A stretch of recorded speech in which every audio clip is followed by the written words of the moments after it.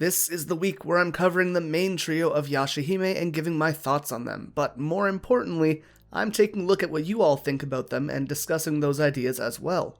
Today we're covering the topic of Setsuna, a character who tends to be people's second favorite of the trio. And going into the series, she was definitely the one that I was most excited for, but that said, up until the last episode I haven't exactly been blown away by her, and for a bit I honestly thought she was kind of boring. But it goes beyond that, and I want to talk about it. So, as such, today we're going to be answering the question, is Setsuna boring?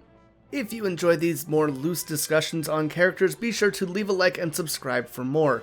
Yesterday we did Toa, and tomorrow will be Moroha. If you want to support the channel a bit extra, you can also check out our Patreon through the link down below, and of course the description also has links to my Twitch and Discord, where you can be a bit more active in the community. With all that being said though, let's get into your thoughts on Setsuna. Now if you missed it, I asked in our episode review this week for your thoughts on each of the three girls. So let's see what you guys think about Setsuna. And among all of the comments I received, these are the pros and cons which came up the most regularly in regards to her character. Now let me just say, as much as I knew that people liked Setsuna, I was still very surprised by just how much they seemed to be passionate about her character. That said, the diversity in reasons why people like or even dislike her was way more narrow this time. Whereas Toa had a bunch of reasons for each, Setsuna has a few specific things that people really seem to care a lot about, you know?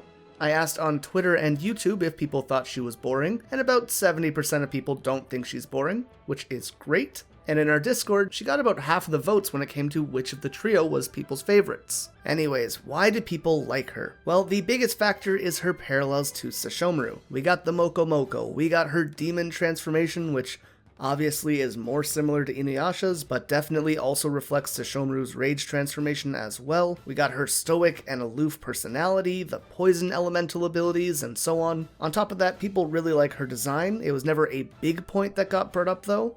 And finally, people really like the scenes where her emotions break through, and realistically, that's kinda all that people really brought up in the comments section. In terms of dislikes, it looks like her stoic personality doesn't really work for some people. More specifically, how long it takes her to warm up to Toa. The comments don't seem to want her to warm up instantly, but also 20 episodes is a bit slow, I guess. Furthermore, she can be too focused on her job and let other factors of her life fall aside. For example, taking no vocal interest in the dream butterfly. Finally, her character just hasn't been developed for too long. 20 episodes in to begin learning about her in combination with her not really being a very talkative person can make her feel a bit hard to understand as a character. Definitely a much smaller net of topics to work with when it comes to Setsuna. And I think that's by design. So let's start up with the topics that we're going to be talking about here. My general opinion on Setsuna and her design, what I think works really well about her, and what I think her biggest problem is. As I said up top, Setsuna was a character that I was pretty damn excited for. Obviously, she was Sesshomaru's daughter, and she had a Naginata, and she wore Demon Slayer armor just like my favorite character in Inuyasha, Sango. Visually, she kinda reminds me of a hybrid of Sesshomaru and Sango, which, like, come on, that's right up my alley. And in general, I really like stoic characters or kudere or tsundere characters, so a lot of that is what I went in expecting from her. However, I learned a lot about using these archetypes in writing through Yashahime, which I'm going to discuss later. I like Setsuna more than I like Toa, I think, but it's definitely close.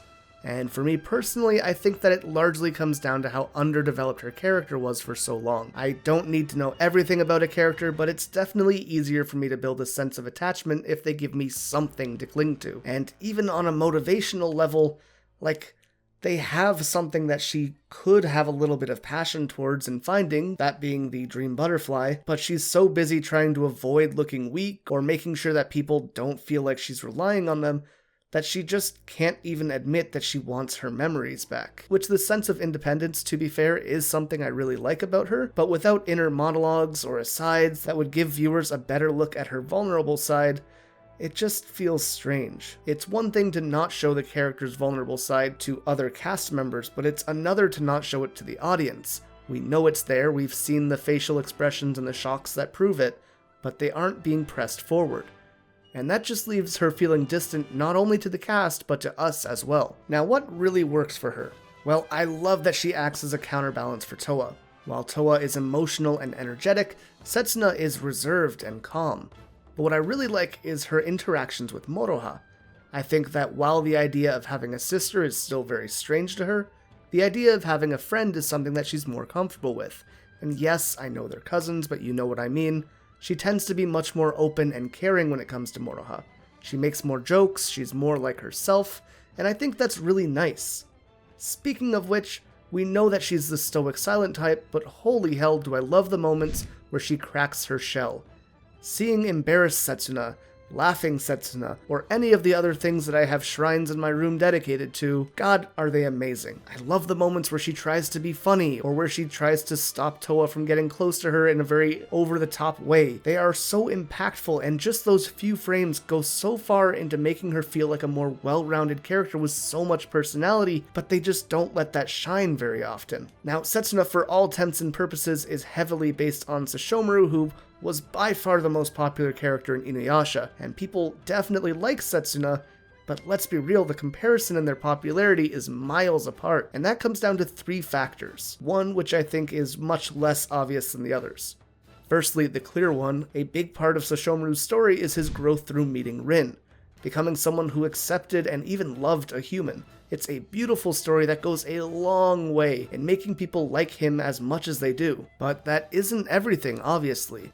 The second factor is his introduction and status. Right off the bat, he's Inuyasha's full demon older brother who is unbelievably badass and seems to overshadow Inuyasha in every conceivable way right from the outset. The only thing that evens the odds was literally Inuyasha getting the Tessaiga, this legendary sword that belongs to their father, which could kill 100 demons in one slash. Something which again only really evened the odds.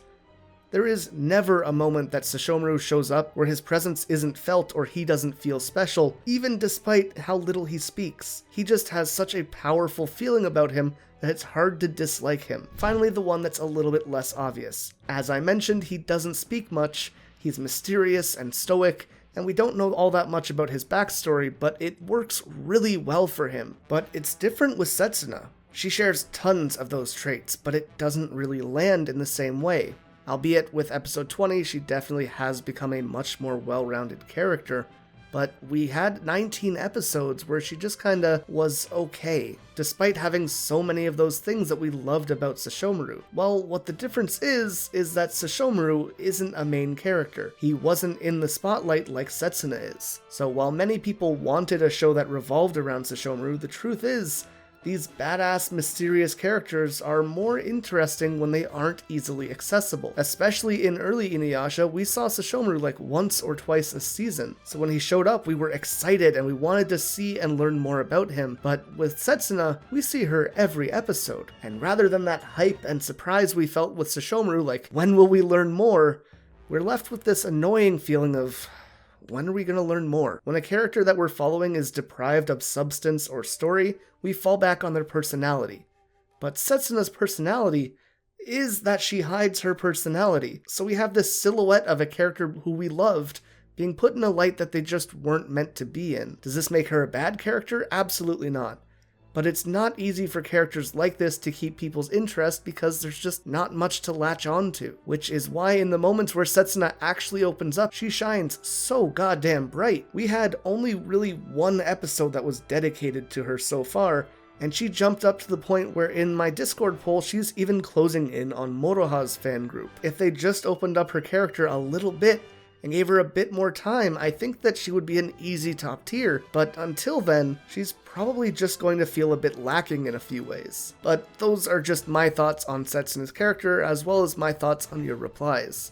Let me know what you think in the comments down below, and if you want to see more videos like this, be sure to leave a like and subscribe to the channel for more. But with all that being said, a big thank you as always to our Patreon, with our Dai Yokai, Ikerochu, Jacob Wiley, and Iffy Babes, our Yokai, NL Cruz, Bloodwolfmon, Jamie Heck, Joker Rose, Lucifina Akuma, and Sayo Arundel, and our Hanyo, Anthony Hogan, Burnett Thrasher, Kasim Salim, Love the Kiwi, Michael Grayco, Nega Kitty, Randy Moseyman, Samantha Olsen, Savage Camel, Simon Electric, and Kiwi Dog.